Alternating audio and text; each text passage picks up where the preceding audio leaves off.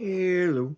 Today we will be talking about John 4, 41 through 42. This is an interlinear Bible. It is the closest translation to the original languages of the Bible, Hebrew and Greek. And many more believed because of the word his. To the and woman they said, no longer because of your saying, we believe ourselves for have heard, and we know that this is truly the Savior of the world, the Christ.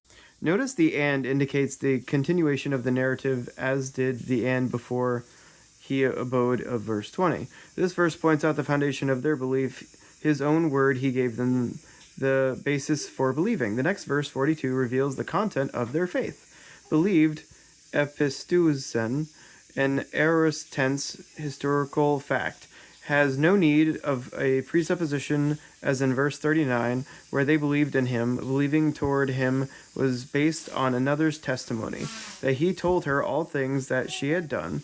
They believed because of his own word, which was produced a firmer foundation for faith than seeing his miracles or believing the testimony of a witness.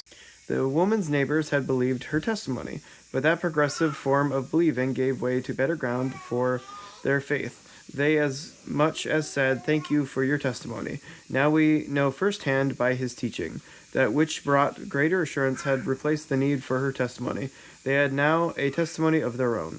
They had heard ekakolemen is a perfect tense verb, meaning they had an abiding experience. It began sometime in the past and remained. What they know, oidomen, is grounded in the truths of what they heard.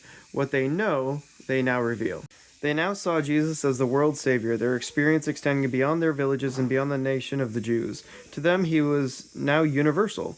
They placed no limit on his saving power. Did he teach them some of the truths he shared with Nicodemus, such as in 3:14 and 16?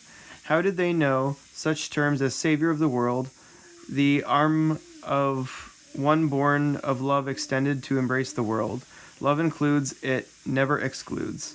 Savior of the world occurs only here and in 1 John 4:14. And we have seen and testify the Father sent the Son as Savior of the world. An equivalent expression, Savior of all men, is found written by the Apostle Paul to Timothy, 1 Timothy 4:10. For to this end we both labor and suffer reproach, because we trust in the living God, who is the Savior of all men, especially those who believe. The word Savior, soter, appears in the New Testament 24 times. The word means Savior, Deliverer, and Preserver. Often this term means to save in the physical sense, but also applied to Christ. It means the spiritual and eternal Savior.